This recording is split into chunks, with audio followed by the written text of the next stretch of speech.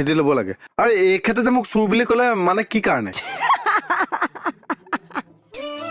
কি হলো তোমাৰ একো নাই আৰু এই ক্ষেত্ৰত মোক চুৰৰ নিচিনা লাগে বুলি কি কাৰণে ক'লে আপোনাৰ দাঢ়িখিনি দেখি আকৌ এনেকুৱা কোমল দাঢ়ি অকল চুৰৰহে থাকে নেকি বেলেগৰ থাকিব নোৱাৰে